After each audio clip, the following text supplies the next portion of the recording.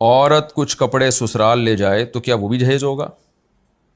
اگر کسی عورت کی شادی ہو اور اپنے ساتھ کچھ کپڑے سسرال لے جائے پہننے کے لیے تو کیا وہ بھی جہیز میں شمار ہوں گے؟ نہیں بھائی، اتنا تو ہوتا ہی ہے. عام طور پہ جب لڑکیاں ماں باپ کے گھر سے رخصت ہوتی ہیں تو 2-4 جوڑے تو ان کو ملتے ہی ہیں، تو وہ جہیز میں شمار نہیں ہوگا اتنی سی چیز.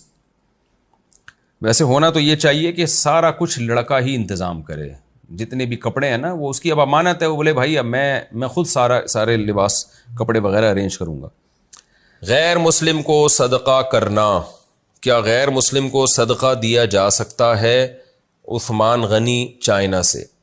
جی ہاں، غیر مسلم کو بھی صدقہ دیا جا سکتا ہے، البتہ زکوٰۃ فطرانہ، یا کسی نے منت مانی تھی کہ میرا فلاں کام ہو گیا تو میں صدقہ کروں گا یا کروں گی، تو یہ 3 قسم کی رقمیں غیر مسلم کو نہیں دی جا سکتی. یعنی جو صدقات واجبہ ہوتے ہیں نا، باقی عام صدقہ جو بھی ہم نکالتے ہیں تو وہ صدقہ غیر مسلم کو بھی دینا جائز ہے، پورا انشاءاللہ ثواب ملے گا اس میں. لڑکی والے خوشی سے جہیز دیں تو کیا حکم ہے؟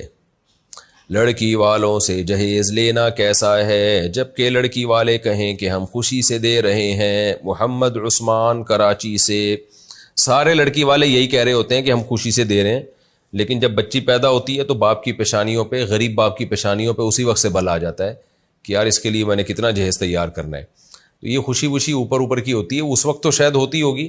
اس رسم کو ختم کرنا چاہیے. بے غیرتی پرلے درجے کی بے شرمی ہے کہ آپ پہلی رات کم بخت اپنے بستر پہ نہیں سو سکتے، اس بیڈ پہ سو رہے جو تمہاری بیگم لے کر آئی ہے گھر سے، تو کم از کم بستر تو اس کو اپنا والا دے دیتے، الماریاں تو اپنے پیسوں سے خرید کے دے دیتے اس کو. تمہارے کپڑے لٹک رہے ہیں تمہاری بیوی کی الماری میں، تمہارے دوست صوفوں پہ آ کے بیٹھ رہے ہیں وہ تمہاری بیوی کے صوفے ہیں. تو غیرت اور بھی کوئی چیز ہوتی ہے نا، وہ ختم ہی ہو جائے تو انسان، تو اس کے جہیز کا بائیکاٹ کریں. اس نے زندگیاں برباد کر دی ہیں لڑکی والوں کی. 6 بیٹیاں کسی کے اور گھر میں ہیں، اور 6 ہوتی بھی اس چکر میں بیٹوں کی لالچ میں.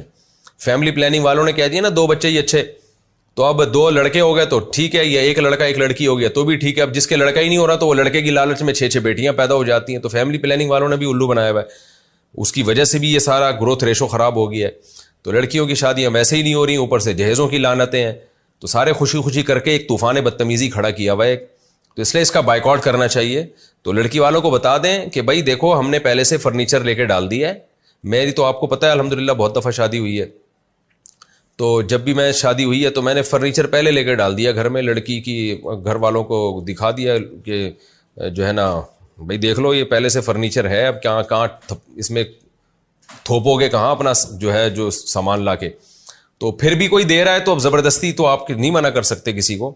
تو آپ اپنا فرض پورا کریں، آپ پہلے سے فرنیچر لا کے گھر میں ڈال دیں اور جو بھی ضرورت کی اشیاء گھر میں رکھ دیں، اور بولیں یہاں جگہ نہیں ہے، بیڈ میں نے اپنا خرید لیا، اب دیکھیں آپ تو جگہ ہی نہیں ہے یہاں پہ. پھر بھی دے رہے ہیں تو وہ ان کو کوئی مسئلہ ہے، ان کو وہ والا حکیم والا لطیفہ سنائیں کہ ایک حکیم صاحب ہر ایک کو کیڑوں کی دوا دیا کرتے تھے، اور لوگ بہت پریشان تھے کہ یہ تھوڑا مناسب لطیفہ نہیں ہے لیکن مجبوری ہے اس وقت میرا یہ لطیفہ سنانا.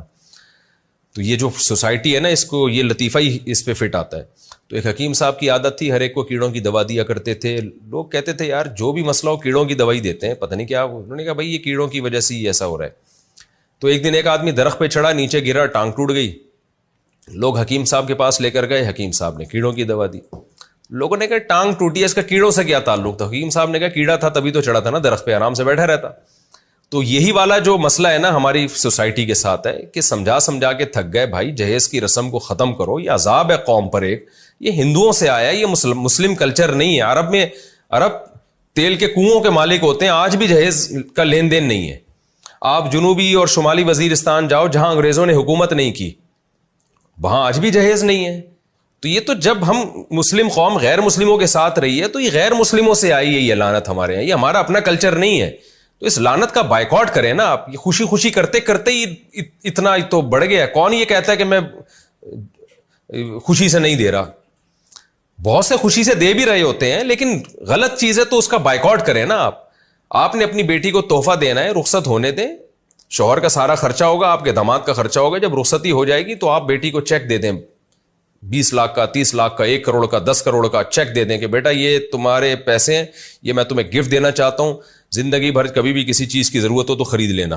تو وہ خرید لے. پھر وہ سمجھتی ہے کہ بھئی گھر میں میرے شوہر نے یہ چیز تو لے آئی ہے مگر یہ نہیں ہے، تو وہ لے آئے اس سے. تو پیسے دیتے ہوئے موت آتی ہے کیونکہ وہ تماشا دنیا دیکھے گی نہیں. جہیز کا جو ہے نا وہ جو قارون کا خزانہ وہ ٹرک میں لدا ہوا جا رہا ہوتا ہے وہ دنیا دیکھ رہی